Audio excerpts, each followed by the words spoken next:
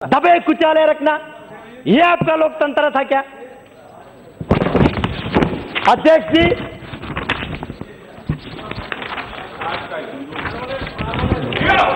अध्यक्ष जी, मैं कल 11 बजे राज्यसभा के चर्चा शुरू होने से अभी तक मैं सुन रहा था।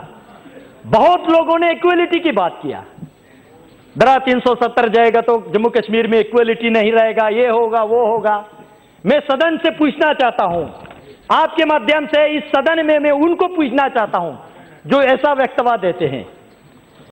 दोस्तों, ये स्पीच है बीजेपी के सांसद जो लद्दाख से हैं। उन्होंने इस स्पीच में कश्मीर के बारे में बात की है, लद्दाख के बारे में बात की है, 370 के बारे में बात की है। इसी वजह से पाकिस्तान में आजकल ये वीडियो बहुत वायरल हो रखा है। वहाँ के लोग काफ़ी ध्यान से इसे देख रहे हैं, इसमें कमेंट्स पास कर रहे हैं, क्योंकि वो उनको कश्मीर का मैटर और जो 370 का मैटर है वो बहुत एक टची मैटर लगता है। वो उसको बहुत प्रभावित होते हैं उस मैटर से। आप भी ज़रूर देखिए और इस वीडियो के एंड में हम डिस्कस करेंगे उन्होंने क्या बोला और ये सांसद हैं कौन। इन्होंने काफ़ी पुरानी बातें भी बताई हैं कि किस तरीके से कश्मीर में और लद्दाख में पुरानी पार्टियों ने उनको ख़राब किया है, बर्बाद किया है उस एरिया को। धन्यवाद सभापति महोदय, आपने मुझे इस महत्वपूर्ण बिल पे चर्चा करने का जो मौका दिया, मैं इसके लिए आपका आभार हूं। सभापति महोदय, आज भारत के इतिहास में वो दिन है,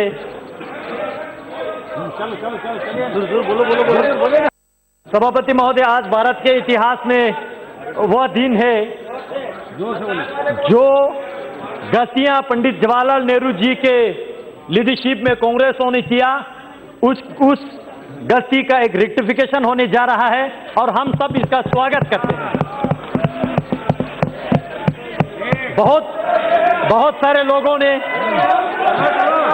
अध्यक्ष महोदय,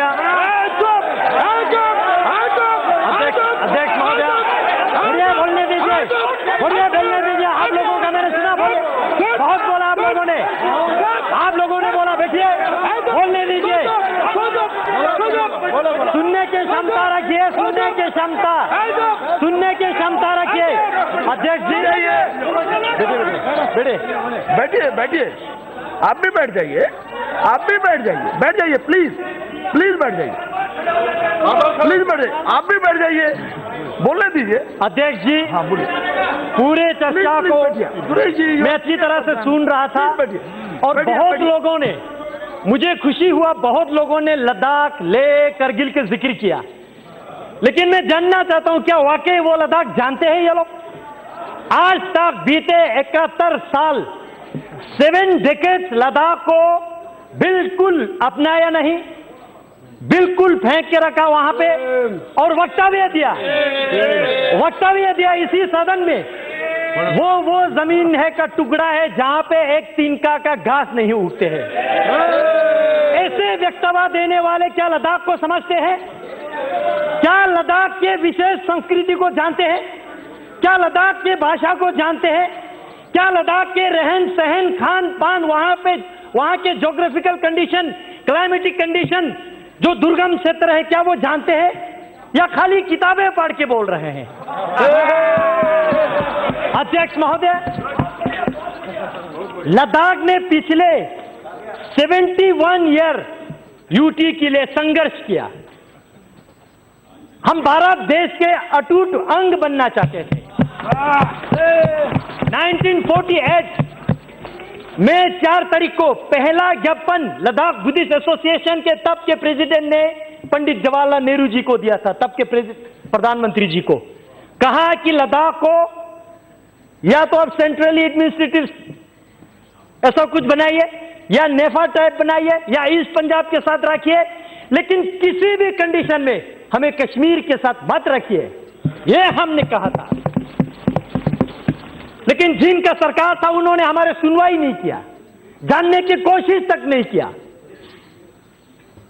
और कश्मीर के नीचे आज तक हमारा डेवलपमेंट, हमारा पॉलिटिकल एस्पिरेशन, हमारा पहचान, हमारा भाषा लुप्त अगर हुआ है तो ये आर्टिकल 370 और कांग्रेस पार्टी जिम्मेवार है। अध्यक्ष जी, मैं डॉक्टर श्यामा प्रसाद मुखर्जी जैसे वीरों का,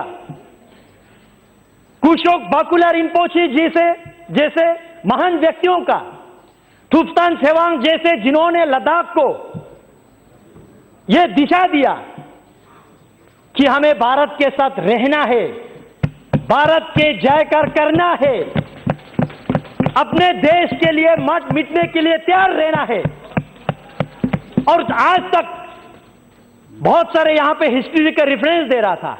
मैं याद दिलाना चाहूंगा, चाहे 1965 के वार हो, 1971 का हो, या 1999 का हो, या 1948 के कबीले हमला का हो, इतिहास चेक करके देखिए, लद्दाख ने हमेशा बलिदान दिया, हमेशा देश के लिए मर मिटने के लिए तैयार रहा। लेकिन दुर्भाग्य की बात है, आज यहां पे मेरे साथी कश्मीर के ऑनरेबल मेंबर पूछ रहे थे, धारा 370 हटने से क्या खोएंगे। मैं एक चीज जरूर कहना चाहूंगा, एक चीज जरूर खोएंगे, वहां 2 परिवार का रोजी रोटी खोएंगे और कुछ नहीं खोएंगे।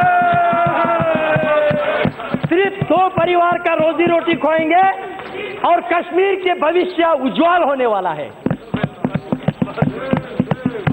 सभापति महोदय कारगिल के जिक्र कर रहा था यहां पे, और सदन को मिसलीड करने की कोशिश कर रहा था। मैं कारगिल से चुन के आता हूं, मैं गर्व से कहता हूं कारगिल वालों ने यूटी के लिए वोट दिया है। मैं याद दिलाना चाहता हूं सदन को, 2014 के पार्लियामेंट्री इलेक्शन में यूटी हमारे लद्दाख के टॉप मैनिफेस्टो पे था और लद्दाख वालों ने, मेजॉरिटी ने यूटी के लिए वोट दिया। 2019 के इलेक्शन में फिर हमने यूटी को इलेक्शन मैनिफेस्टो में लेके आया और हमने दोनों डिस्ट्रिक्ट में, चाहे बुद्धिस्ट का हो चाहे मुस्लिम का हो, दोनों डिस्ट्रिक्ट में, लेह का हो करगिल का हो, हर क्षेत्र में हर लोगों के दरवाजे पे जाके हमने लोगों को यूटी समझाया ये क्या है, और लोगों ने बड़ी बहुमत के साथ, आज तक लद्दाख में जितना भी पार्लियामेंट्री इलेक्शन हुआ है, रिकॉर्ड मार्जिन के साथ ये सदन में मुझे आने का लोगों ने अवसर दिया। लोगों ने नरेंद्र मोदी जी के सरकार पे विश्वास किया, लोगों ने इस यूटी को स्वागत किया। आज करगिल की बात कर रहे हैं, क्या वो जानते हैं ये करगिल? मुझे इस सदन में कहने के कोई संकोच नहीं है।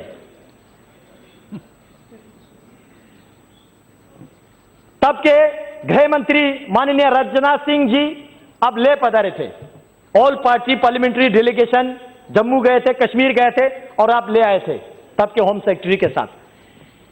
पूरे लद्दाख के हर पॉलिटिकल पार्टीज के, बीजेपी, कांग्रेस, पीडीपी, एनसी लेके, मैं कश्मीर की बात नहीं कर रहा हूं, वहां अलग वातावरण है, मैं लेके बात कर रहा हूं, और साथ ही साथ हर रिलीजियस ऑर्गेनाइजेशन के, चाहे लद्दाख बुद्धिस्ट एसोसिएशन हो, अंजुमन इमामिया एसोसिएशन हो, या मोनुल इस्लाम हो, क्रिश्चियन एसोसिएशन हो, हिंदू महासभा हो, सब ने एक ही आवाज में कहा कि हमें यूटी चाहिए। राजनाथ सिंह जी पूछ रहे थे और क्या चाहिए बोलो, और हमने कहा और कुछ नहीं चाहिए, सिर्फ यूटी चाहिए। हमने ये कहा था। आज अध्यक्ष जी सुनने की क्षमता रखिए, सुनने की क्षमता रखिए, अभी तो टीलर है, सुनने की क्षमता रखिए। अध्यक्ष जी, लेकिन उस वक्त एक दुर्घटना हमारे साथ घटी, आज मैं इस सदन को अवगत करना चाहूंगा। तब के ले में आपके एनसी के डिस्ट्रिक्ट प्रेसिडेंट, पीडीपी के डिस्ट्रिक्ट प्रेसिडेंट, जिन्होंने यूटी के मेमोरेंडम को साइन किया, उन लोगों को आपके कश्मीर के एनसी और पीडीपी ने वहां से प्रेस रिलीज जारी करके अपने पार्टी से बाहर निकाल दिया। आज डेमोक्रेसी की बात कर रही है लोग, लोकतंत्र की बात कर रहे हैं, क्या वो थे आपका लोकतंत्र? लोगों का आवाज बंद करना, दबे कुचाले रखना, ये आपका लोकतंत्र था क्या? अध्यक्ष जी,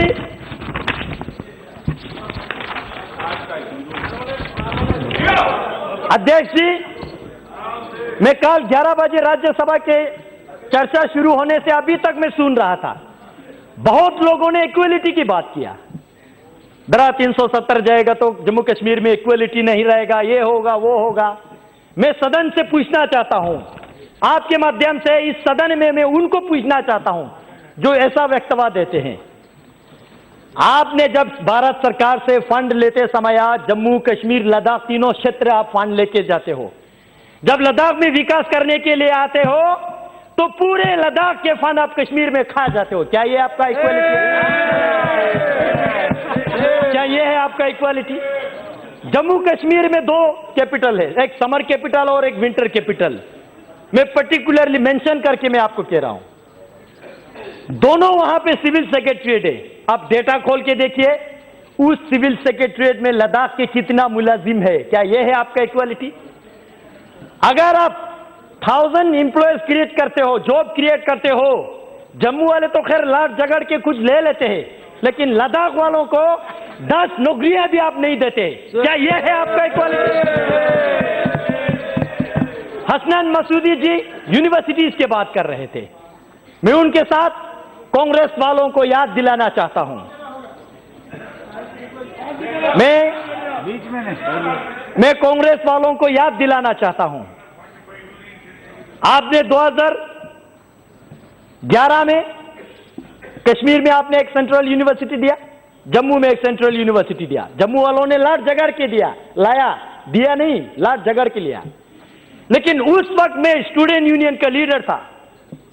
हमने जम्मू में जितने पढ़ाई करने वाले स्टूडेंट को रोड पे लाके इनके खिलाफ काले पट्टी बांध के हमने सेंट्रल यूनिवर्सिटी का मांग किया।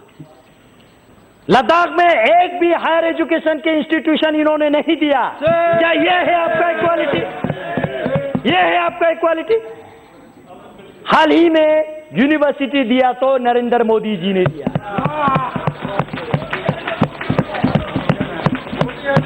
मोदी है तो मुमकिन है, सही में। कल राज्यसभा में कांग्रेस के नेता गला फट के कह रहे थे कि भाई लद्दाख के साथ क्या होगा, लद्दाख के साथ क्या होगा। मैं जानना चाहता हूं अध्यक्ष महोदय, आपके माध्यम से मैं जानना चाहता हूं, जब आप 2008 में जम्मू कश्मीर के चीफ मिनिस्टर थे, आपने वहां पे 8 नया डिस्ट्रिक्ट बनाया, जिला 4 आपने कश्मीर को दिया, तो जम्मू वालों ने लड़ाई किया तो 4 देना पड़ा। लद्दाख को आपने एक डिस्ट्रिक्ट भी नहीं दिया। क्या यह है आपका इक्वालिटी? यह आपका इक्वालिटी है? आज आप कहते हैं इक्वालिटी, हमारे भाषा लद्दाखी बोटी भाषा कहते हैं। कश्मीरी आपने लिपि ना होने से भी आपने रिकॉग्नाइज किया, 8 शेड्यूल में डाल दिया। जम्मू के डोगरी उन्होंने आंदोलन किया तो उनको भी दे दिया। लद्दाख के भाषा को आज तक आपने रिकॉग्नाइज किया। क्या यह है आपका इक्वालिटी? अध्यक्ष जी, सेक्युलरिज्म और डेमोग्राफी की बात किया जा रहा है यहां पे। मैं जानना चाहता हूं, जिस कश्मीरी पंडितों को आपने इस धारा 370 के मिसयूज करते हुए लात मार के रातों रात निकाल दिया, क्या यह है आपका सेक्युलरिज्म? यह है आपका सेक्युलरिज्म? इसी धारा 370 को आपने मिसयूज करते हुए काल वक्तव्य दे रहा है गर्व से। लद्दाख में पहले बौद्ध संख्या ज्यादा था, आज मुस्लिम संख्या ज्यादा है। मैं अफसोस के साथ कहना चाहता हूं, यह आपने धारा 370 को मिसयूज करके जम्मू कश्मीर में आपने बुद्धिस्ट को खत्म करने की कोशिश किया। यह है आपका डेमोग्राफिक मेंटेन, यह है आपके सेक्युलरिज्म। अध्यक्ष महोदय, यही जिन परिवारों ने, मैं नहीं कहता हूं कि वहां पे शासन किया, मैं कहता हूं राज किया, यही परिवारों ने 1979 में लद्दाख को बंटवारा किया, बुद्धिस्ट मेजोरिटी के साथ लेह डिस्ट्रिक्ट, मुस्लिम मेजोरिटी के साथ करगिल डिस्ट्रिक्ट, और हम दोनों भाइयों को लड़वाया आज तक। यह है आपका सेक्युलरिज्म? फूट डालो, राज करो। क्या यह है आपका सेक्युलरिज्म? आज करगिल की जिक्र कर रहे थे, कह रहे थे कि करगिल बंद है। किसने कहा आपको करगिल बंद है? जानने की कोशिश कीजिए। मैं हूं लद्दाख से, मैं चुन के आ रहा हूं, आप नहीं आ रहे लद्दाख से। आप बैठिए, आप आराम से बैठिए, आप बैठिए।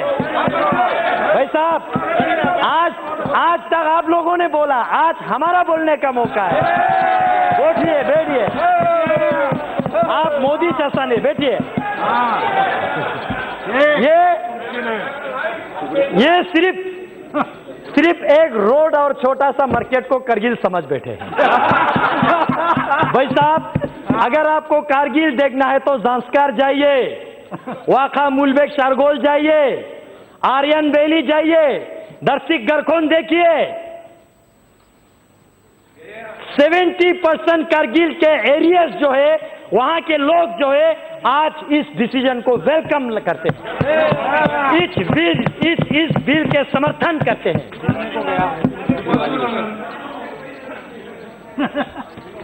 अध्यक्ष जी,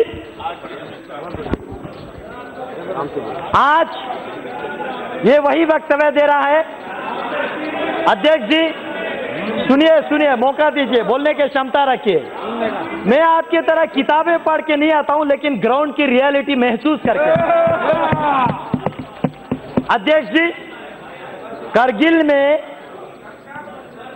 में जो अभी कह रहा है, ये इन्होंने फोन करके करवा रहा है।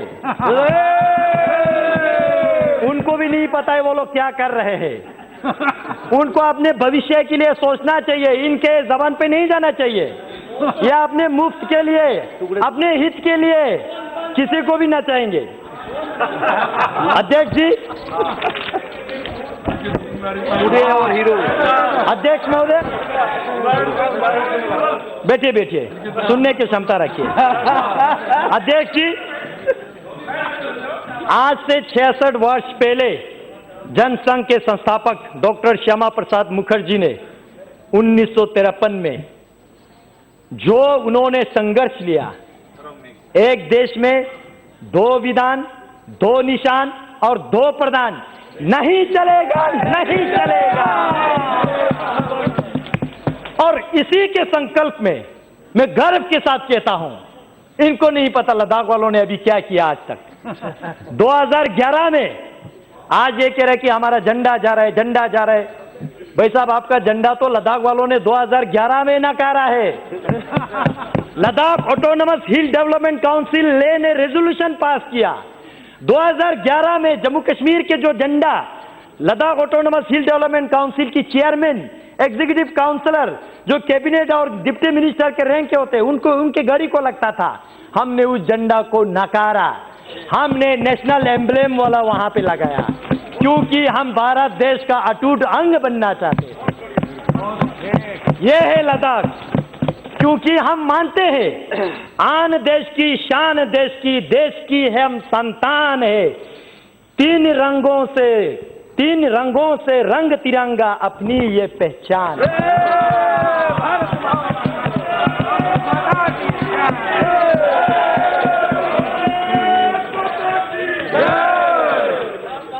अध्यक्ष जी, बड़े आयरनिकल बात है, पंचायत इलेक्शन में पार्टिसिपेट नहीं करेंगे और जब अपने कुर्सी के बारे आएंगे तो पार्टिसिपेट करेंगे। ग्रास रूट डेमोक्रेसी नहीं आने देंगे, लेकिन अपने घर का रोटी चलना चाहिए। ऐसा विचारधारा हम एक्सेप्ट स्वीकार नहीं करेंगे। अध्यक्ष जी, जो कुछ लोग, जो मैं बार बार 2 परिवार की जिक्र कर रहा हूं, ये परिवारें जो है कश्मीर के मुद्दा जो ढिंडोरा पीट रहा है, वो समाधान चाहने वालों में से नहीं है। They are the parts of problem. वो इस प्रॉब्लम का, इस समस्या का पार्ट बन चुके हैं, अंग बन चुके हैं। नशे में है वो आज भी समझ रहे कि कश्मीर तो मेरा बाप का जागीर है। नहीं रहा, नहीं है। अध्यक्ष जी, मैं अंत में इसको कंक्लूड करने से पहले मैं भारत सरकार को धन्यवाद देना चाहता हूं, श्री नरेंद्र मोदी जी को, गृह मंत्री जी माननीय अमित शाह जी को और पूरे सहयोगी दल को, और जिनका दल नहीं है लेकिन इस बिल के फेवर में आने वाले हैं उन लोगों को भी मैं पूरे लद्दाख के निवासियों की ओर से धन्यवाद देना चाहता हूं, क्योंकि आज पहली बार इस भारत के इतिहास में लद्दाखियों के सेंटिमेंट को, एस्पिरेशन को सुना जा रहा है। उस लद्दाख के जो चीन के साथ, पाकिस्तान के साथ सीमाएं लगते हैं, उस लद्दाख के महत्वपूर्ण को समझ रहे हैं। इस सरकार में इस बिल को हम वेलकम करते हैं और हम एक अंत में जो लोग अभी तक कंफ्यूज में, उनको एक रिक्वेस्ट छोटा सा करना है। देश के लिए प्यार है तो जताया करो, देश के लिए प्यार है तो जताया करो, किसी का इंतजार मत करो, गर्व से बोलो जय हिंद, अभिमान से कहो भारतीय है हम, स्वाभिमान से कहो भारत माता की जय, और वर्तमान में करो इस बिल का समर्थन। बहुत बहुत धन्यवाद अध्यक्ष।